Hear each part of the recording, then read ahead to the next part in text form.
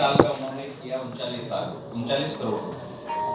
अब क्या होता है कि बहुत सारे लोग क्या करते हैं, लिंक कर देते हैं दोनों को कि साहब ज्ञान संकल्प वाला पैसा है वो हमने करवा दिया, इसका 60% जुड़ के कब आएगा। पहली तो ये भ्रांति है।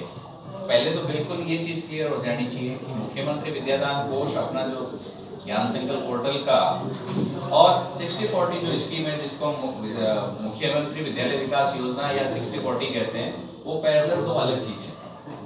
अब सर का जो सवाल का जवाब मैं देना चाहूंगा, संजय जी ने भी इसको पार्ट बना रखा है इसी में भी, कोई भी पैसा डोनर की तरफ से ज्ञान संकल्प पोर्टल के माध्यम से आ रहा है डोनेट टू स्कूल कैटेगरी में, और डोनर ने कहीं पर भी अगर मेंशन नहीं कर रखा है कि साहब ये पैसा इस काम के लिए उपयोग में आना चाहिए, तो वो पैसा स्कूल डेवलपमेंट में एसडीएमसी का प्रस्ताव लेके उसका स्कूल इसमें आप कहीं पे भी उपयोग कर सकते हैं।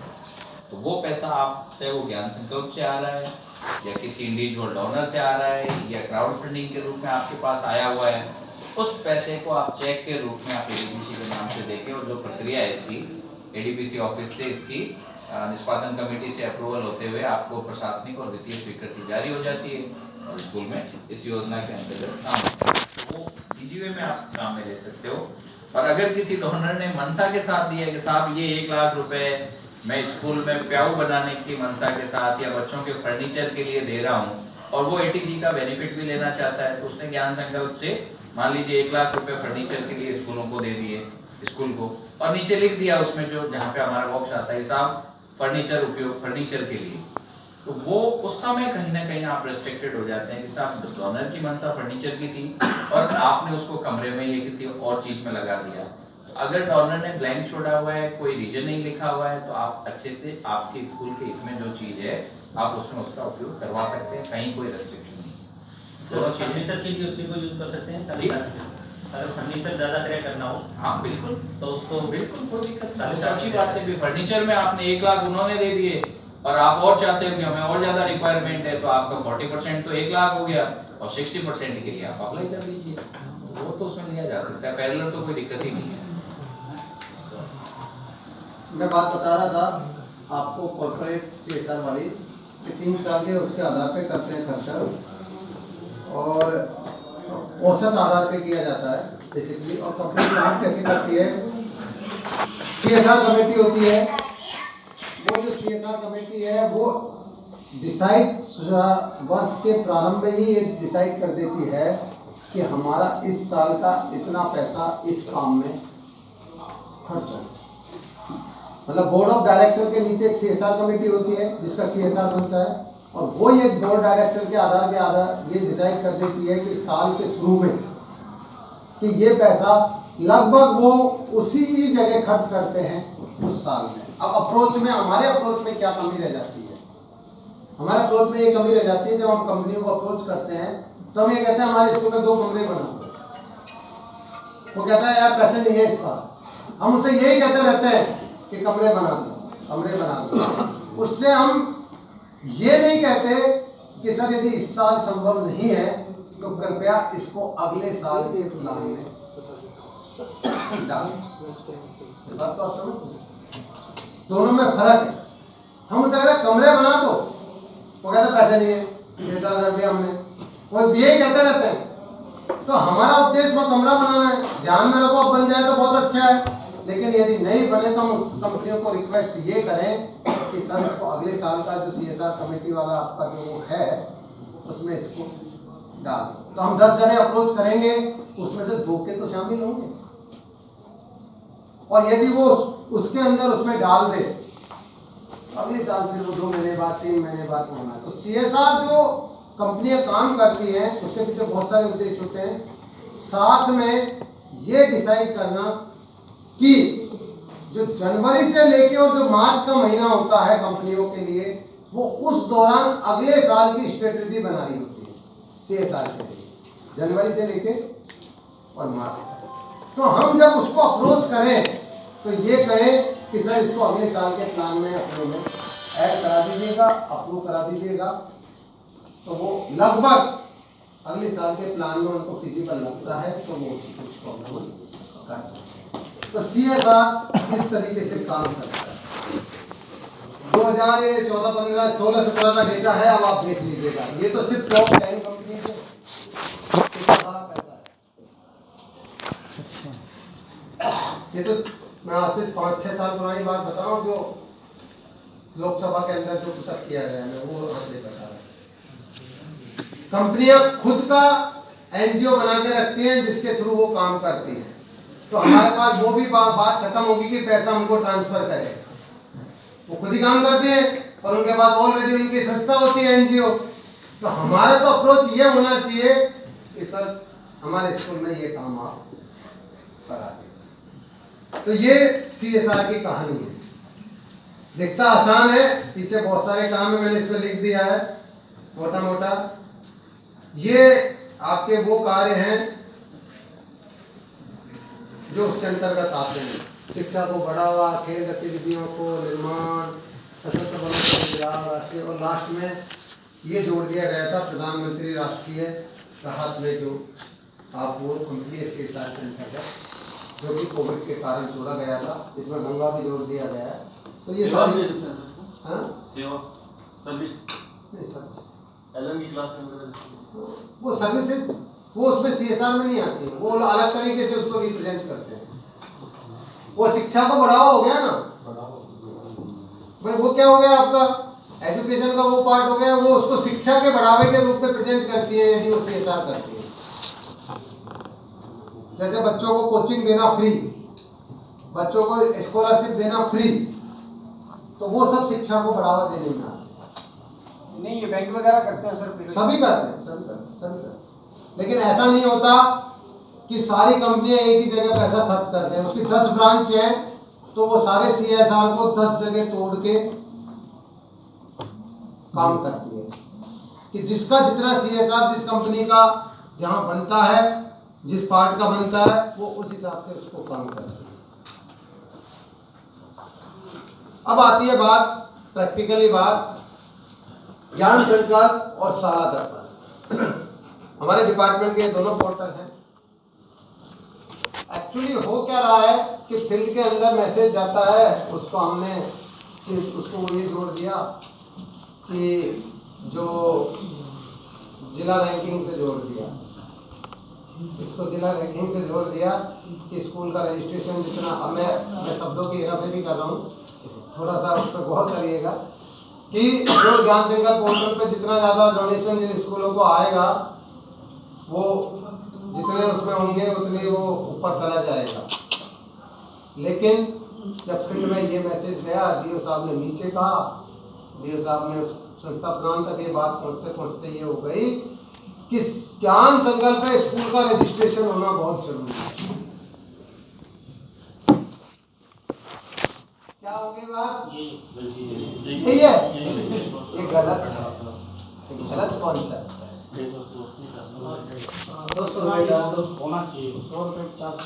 देखिए आप दो बातें कह रहे हैं। स्कूल जो समझदार है वो तो समझ गया, लेकिन जिसको आपने ये कह दिया कि स्कूल का रजिस्ट्रेशन होना चाहिए, तो वो क्या करता है अब आपको बताता हूँ। ये 4 बार उसने लॉगिन किया, रजिस्ट्रेशन किया और स्कूल के नाम से रजिस्ट्रेशन कर दिया ज्ञान संकल्प। संस्था प्रधान ने पैन नंबर अपना डाल दिया और वहाँ लिख दिया स्कूल का नाम। समझ गया? हमारे डिपार्टमेंट का CO साहब का तो ये था कि वो स्कूल को एक ना एक बार डोनेशन होना चाहिए। ठीक है, उसने स्कूल के नाम से रजिस्टर कर दिया, 10 रुपये डोनेशन भी कर दिए, तो DO साहब की तो बात पूरी हो गई, लेकिन उसने गलती कर दी। वहां ज्ञान संकल्प के ऊपर स्कूल का रजिस्ट्रेशन नहीं करना, स्कूल के नाम का कोई लेना देना नहीं है। ज्ञान वो है डोनर, चाहे स्कूल का संस्था प्रधान हो, चाहे वो टीचर हो, चाहे कोई भी हो, वहाँ यदि वो रजिस्टर करेगा तो वो एज ए डोनर रजिस्टर करेगा। उसके अकॉर्डिंग वो स्कूल डोनेट कर रहे हैं। समझ गए? अब आप कॉन्सेप्ट, मतलब अब आपको, आप जब मैंने ये कहा, जब ये चीज आपके समझ में आई, वरना तो वो काम हो भी रहा था और आगे भी हो रहा था और वो चल भी रहा था। आपको ट्रेनिंग देने का अर्थ ये है, बताने का अर्थ आपके साथ बैठने के लिए ये चीज है। तो ये जो 2 पोर्टल है, क्योंकि हमारे यहाँ संस्था प्रधान जो गलती कर रहे हैं वो ये कर रहे हैं कि जब उसको यहाँ काम लेना है तो यहाँ एज ए डोनर काम करना है, ना वहाँ कोई पद है, ना चाहे वो IAS हो, चाहे IPS हो, चाहे प्रधानमंत्री हो, चाहे कोई भी हो। वो यदि ज्ञान संकल्प पे काम करेगा तो वो हमारे लिए भामाशाह और एक डोनर है या कंपनी का प्रतिनिधि है। वहाँ स्कूल का कोई लेना देना नहीं। यदि स्कूल के प्रिंसिपल या स्कूल को काम करना है तो वो साला दर्पण पे काम करेगा, वहां उसका फिर एक प्रिंसिपल का उस ज्ञान संकल्प से कोई लेना देना नहीं। तो हमने दोनों पार्टों को अलग रखा। मैं एक्चुअली आपको यही बताने की कोशिश कर रहा हूं कि सब काम हो रहे हैं, उसकी रैंकिंग में भी वो जा रहा है, क्योंकि उसका तो डोनेशन हो गया, 10 रुपए चले गए, वो जुड़ गया, सीबीओ साहब को बात खत्म, सीबीओ साहब के तो स्कूल जुड़ गए। अब इस चीज को ऐसे समझिए कि वो डोनर, मान लो स्कूल के प्रिंसिपल ने 5000 रुपए डोनेशन कर दिए उदाहरण के लिए। अब परेशानी क्या आएगी? जब वो 80G भरेगा, जब उसके पास रिसिप्ट में नाम क्या आएगा, सीए साहब ने कह दिया भैया रिसिप्ट बताओ, देखो मैंने स्कूल के नाम में दिए और पैन नंबर मेरा है, वो कहेगा ये तो मिसमैच हो गया।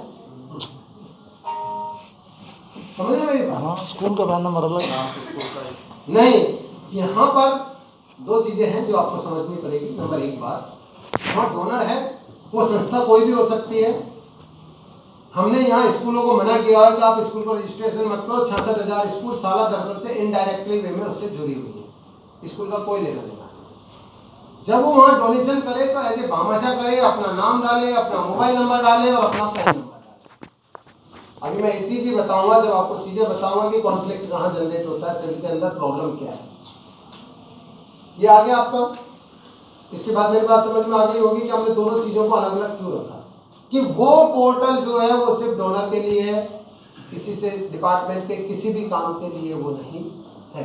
स्कूल को काम करना है तो वो सीधा सीधा साला दर्पण पे काम करे, वहीं वो यूसी जनरेट करे, वहीं वो डोनेशन प्राप्त देखे, वहीं वो काम करे, या किसी तरह की रिपोर्टिंग करनी है तो साला दर्पण पे करना। अब बात आती है जिला, ब्लॉक और राज्य स्तर की। तो हमने दोनों पोर्टल पे दोनों के लॉगिन बनाए हुए, दोनों पोर्टल पे सबके लॉगिन बनाए हैं। ब्लॉक वाले का साला दर्पण पे भी लॉगिन है और ज्ञान संकल्प, जिले वाले का एडीपीसी कार्यालय का, सीडीओ साहब का ब्लॉक पे भी है और उस पे भी है। फर्क वही है, यदि किसी भी ऑफिस को भामाशाह से संबंधित कोई भी रिपोर्ट देखनी है तो उसे जाना पड़ेगा ज्ञान संकल्प, कि किस भामाशाह ने दिया, कितने स्कूलों को दिया, उसका क्या कॉस्टिंग थी और क्या थी, किस स्कूल की अकाउंट वेरीफाई हुआ, किस स्कूल का अकाउंट वेरीफाई नहीं हुआ, वो आपको मिलेगा ज्ञान संकल्प। और यदि उसको स्कूल की रिपोर्टिंग देखनी है कि कितनी यूसी जनरेट हो गई, कितनों ने यूसी जनरेट नहीं की, किसने पूर्व छात्र सर्विस एंट्री की है नहीं की है, उसको देखना है तो उसको लॉगिन करना पड़ेगा, साला दर्पण का लॉगिन करना पड़ेगा। बिल्कुल साफ साफ हमने रेखा खींची हुई लाइन बनाई हुई है कि भामाशाह से संबंधित काम करना है, आपको जाना पड़ेगा साला दर्पण पे ब्लॉक लॉगिन से। अब हमने दोनों को इंटरकनेक्ट कर दिया है। उसका जो पासवर्ड होगा, जो साला दर्पण का पासवर्ड होगा, वो दोनों जगह काम करेगा। उसको दोनों जगह अलग अलग पासवर्ड बनाने की जरूरत नहीं है। साला दर्पण पे यदि पासवर्ड चेंज करता है कोई भी यूजर तो ऑटोमेटिकली ज्ञान संकल्प पे उसका पासवर्ड चेंज हो जाता है। अभी फील्ड में पता ही नहीं है इस चीज को, तो आपको बताने का एक ये भी उद्देश्य है कि दोनों के बीच में हमने साफ साफ लाइन खींची हुई है। ये सारे काम मैंने इसमें दिखा रखे हैं कि क्या क्या काम कर सकता है डोनर। इसके ऊपर अभी प्रैक्टिकल होगा, उसमें जो प्रॉब्लम होंगी बता दूंगा। एक चीज और है,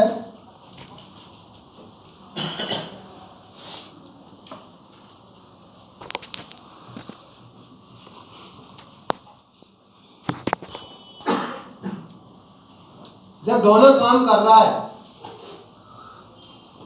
उस पोर्टल पे तो वो कुछ गलतियां कर देता है, मोटी जल्दी जल्दी में वो मोबाइल नंबर किसी और का यूज कर लेता है, पैन नंबर किसी और का यूज कर लेता है। हमने एक बार उसको अलाउ कर रखा है बिना रजिस्ट्रेशन, एक बार बिना रजिस्ट्रेशन के वो डोनेशन कर सकता है, कोई भी ट्रांजेक्शन नंबर जनरेट कर सकता है। उस कंडीशन में क्या होता है, वो जब दोबारा जाता है तो वो मिसमैच हो जाता है। दोबारा जाता है तो वो पहली बार में जैसे आपके साथ बैठा है, चल मोबाइल इसका यूज कर दो, पैन मेरा यूज, या किसी का आधार यूज कर लिया, पैन नंबर और किसी का कर लिया। तो जब वो दूसरी बार जाता है तो वो डिनाई कर देता है, सिस्टम उसको कहता है कि ऑलरेडी एक्टिव। खुद के नंबर से डालता है तो कुछ मिसमैच हो जाता है। तो ये कंडीशन तब आती है जब पैन नंबर, आधार नंबर या मोबाइल नंबर, तीनों में से एक कोई भी चीज ऑलरेडी वहां पर मिल जाती है सिस्टम के अंदर, तो वो न तो रजिस्ट्रेशन करने देगा आपको, नया आपको उसी चीज से रजिस्ट्रेशन करना पड़ेगा जो पहले जिससे आपने काम किया है। पैन नंबर से किया, पैन नंबर से करेंगे। हाँ, उसके पैन नंबर या वो उसके साथ मोबाइल नंबर मैच होने चाहिए। आधार से वापस करें, किसी से एक से कर लो, या पैन से करो या आधार से करो। पहले जब पैन से किया होता वापस से आधार से करेंगे। रजिस्ट्रेशन तो यदि नया रजिस्ट्रेशन करोगे तो हो जाएगा, लेकिन यदि पुराने को आप वो करोगे, फॉरगेट पासवर्ड करोगे और कुछ करोगे, तो उस कंडीशन के अंदर दोनों मैच करने चाहिए। अभी प्रैक्टिकल होगा जब इस चीज मैं इसकी जब डेमो करूंगा, जब उस चीज को मैं बताऊंगा।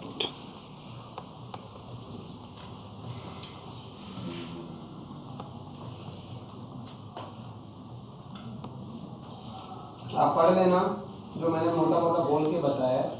अब बात आती है कि जब वो प्रोजेक्ट लगाता है डोनर, तो हमें 11 बिंदुओं की आवश्यकता पड़ती है अप्रूवल के लिए। तो फॉर्मेट बना हुआ है और ये लगा हुआ है। पहला, प्रोजेक्ट का नेम क्या है, समरी क्या है, डोनर का ऑर्गेनाइजेशन क्या है, क्या विजन है, क्यों बनाना चाहता है, यदि वो किसी इम्प्लीमेंटेशन पार्टनर का यूज कर रहा है तो उसका नाम लिखे, कितने स्कूलों को काम करना चाहता है वो लिखे, कितने लाख का। अब डोनर क्या करता है, गलती कर रहा है प्रोजेक्ट लगाने में। हमने अमाउंट पूछा है लाख, यदि किसी भी प्रोजेक्ट की अमाउंट है 1,10,000, तो यहाँ उसको लिखना है 1.10। वो क्या करता है, पूरी लिख देता है 110000, तो जो कॉस्टिंग पहुंचती है वो अरबों में पहुंच जाती है। तो ये गलती करता है वो, तो यहाँ वो लाखों में कन्वर्ट करके उसको यहाँ पर लिखना है। यदि वो जिस भी स्कूल में काम कर रहा है, वो सिविल का काम कर रहा है, क्या काम कर रहा है वो लगाए, ठीक है। दूसरी चीज मैंने अभी आपको बताया, यदि वो अप्रोच संस्था प्रदान को करता है तो उसे 2 चीज देनी होती है, नजरी नक्शा और उसका रिक्वेस्ट लेटर। तो वो दोनों कागज उसके साथ उसमें लगाए जाने चाहिए प्रोजेक्ट के साथ। पूरी बिल्डिंग बना रहा है, उस बिल्डिंग का ब्लूप्रिंट, उसकी साइज, कमरों की साइज। एक चीज और, 1 से 5 के लिए 30 इनरोलमेंट के हिसाब से हम कमरे का कैलकुलेट करते हैं, 6 से 8 का 35 के हिसाब से करते हैं, और 9 से 12 का 40 संख्या के आधार पे हम कमरों का कैलकुलेशन करते हैं कि नंबर ऑफ रूम कितने चाहिए राउंड ऑफ में, round of divided by and round of. 30, 35 और 40, इस हिसाब से उसका कैलकुलेशन होता है। आरटी नॉर्म के अनुसार आपको ये पता होना चाहिए क्योंकि क्वेश्चन आ सकता है। आरटी नॉर्म के अनुसार 60 बच्चों पे 2 रूम होने हैं और प्रत्येक 30 पर 1 रूम ऐड हो जाता है एलिमेंट्री में, सॉरी प्राइमरी में। 1 से 5 में 60 पे 2 और 30 पे +1 हो जाता है। इस तरीके से उसका कैलकुलेशन होता है। 6 से 8 में 3 रूम मिनिमम होने चाहिए, 6 से 8 में 3 रूम मिनिमम होने चाहिए। तो ये कैलकुलेशन वो है। साइज जो है वो रमसा और एसएसए के हिसाब से होनी चाहिए। रमसा का अब कभी कई बार ऐसा होता है कि स्कूल के अंदर बिल्डिंग बनी हुई है तो इस साइज जो है वो कहीं बाहर जा रही हो तो हम उसको इतना ये करते हैं कि वो उसी साइज में बना दे छोटा बड़ा करके, लेकिन अंदर का जो एरिया है वो लगभग उतना ही होना चाहिए। एक तीसरी कंडीशन आती है कि जगह ही उतनी है, स्कूल के अंदर 2 कमरों के बीच में जगह है, दोनों तरफ की दीवार बनी हुई है और उसमें वो कमरा बनाना चाहता है डोनर, तो वो नॉर्म के हिसाब से फिट नहीं बैठता, छोटा हो रहा है या बड़ा हो रहा है। उस कंडीशन में संस्था प्रधान ये लिख के दे दे कि भाई ये जो कमरा बना रहा है इसके भी, या जो नजरी नक्शा बनाए, उसमें वो मार्क करके दे कि ये जो जगह है ये खाली है और इसी में ही कमरा बनाया जाना प्रस्तावित है। तो फिर जो उसकी साइज होगी हम उसको अप्रूवल में कर देते हैं, क्योंकि हमें ये पता नहीं है, क्योंकि हमारा तो नॉर्म से कहता है कि ये भाई ये होना चाहिए, किंतु जब है ही नहीं जगह तो फिर उसको हम अप्लाई करने की कोशिश करते हैं। अभी हमने डोनर को एक लॉगिन पे सुविधा दी है कि वो ऑनलाइन अपनी प्रोग्रेस रिपोर्ट उस पर डाल सके। यदि खुद नहीं डाले तो सीबी ऑफिस को भेज दे, डीओ ऑफिस को भेज दे, वो उस प्रोजेक्ट की ऑनलाइन फोटो अपलोड कर सकता है, प्रोग्रेस रिपोर्ट उसकी कर सकता है। अब डोनर को क्या मिले? ज्ञान संकल्प से पहले भामाशाह योजना चलती थी, ज्ञान संकल्प हुआ, हमने नवीन भामाशाह गाइडलाइन जारी की, उसमें ज्ञान संकल्प के द्वारा जो काम किया जाएगा, जो डोनेशन किया जाएगा वो भामाशाह सम्मान के लिए एलिजिबल होगा। ये 2018 में चालू की, मोटा पोर्टल पे लगी हुई है। सबसे मेन बात है कि भामाशाह किस सम्मान में सम्मानित होगा, तो ये 5 कैटेगरी है कि उसका लागत मूल्य जो सामान दिया है या वो दिया है, उसका जो लागत मूल्य है जिस कैटेगरी में आता है उसको उस प्रकार का सम्मान प्राप्त होगा। नीचे 2 राज्य स्तर पे होते हैं, भामाशाह दिवस के दिन, और जिला स्तर पे होता है, बाकी नहीं होता है, बाकी उसको नाम दे दिया जाता है, एक सर्टिफिकेट जारी कर दिया जाता है। तो हमने ये सोचा कि यार हम बड़ों का तो सम्मान कर रहे हैं, हम छोटा का क्या नहीं करें, तो हमने इसका रूप चेंज किया और प्लान के अंदर हमने पूर्व छात्र या पूर्व विद्यार्थी सम्मेलन एवं दानदाता सम्मेलन स्कूलों में चालू किया। कोविड के कारण पिछली बार नहीं हुआ, उससे पहले 2 साल हुआ। उसके पीछे रीजन ये भी था कि हम बड़े भामाशाह को तो सम्मानित कर रहे हैं, लेकिन जो छोटे डोनर उस स्कूल के आसपास के रहने वाले हैं उसको हम कैटर नहीं कर रहे हैं। तो हमने उसको नाम ये दिया कि पूर्व छात्र या संभावित दानदाता सम्मेलन, जिससे कि वो जो छोटे लोग हैं उसको आप बुला के सम्मानित कर सको। और एक चीज और कि छोटे डोनर अपन को लगता है लेकिन बूंद बूंद से घड़ा बढ़ता है, इस कॉन्सेप्ट के पीछे ये भी एक कारण है। जो ज्ञान संकल्प पोर्टल है उस पर आप 10 रुपए से देके बनवाए जितना आप दे सकते हो। तो यदि हम छोटे डोनर को प्रोत्साहन, ये आपको सर बताएंगे कि छोटे डोनर क्या कर सकते हैं, हम स्कूलों की कैसे चेंज कर सकते हैं। इन्होंने 2-3 एग्जाम्पल अभी स्कूलों में हमने प्रैक्टिस करवाई है कि छोटे डोनर हम दिमाग यहाँ लगाते हैं कि स्कूल के 1 महीने की सफाई के अंदर यार 5,000 रुपये खर्च हो रहे, एक जना तो नहीं देगा। हम उसको ऐसे सोचे कि यार मेरे पास 10 आदमी है, 500-500 रुपये तो दे ही सकते हैं, तो 5,000 रुपये हो गए, मैं उसको यार सफाई में काम में क्यों ना। सोच का फर्क है। तो हमने उन सब चीजों को कैटर करने की कोशिश की है। तो हमने वो जो दानदाता सम्मेलन और वो चालू किया था, पहली साल में 500 रुपये मिले थे, फिर 1,000 रुपये मिले प्रत्येक स्कूल को।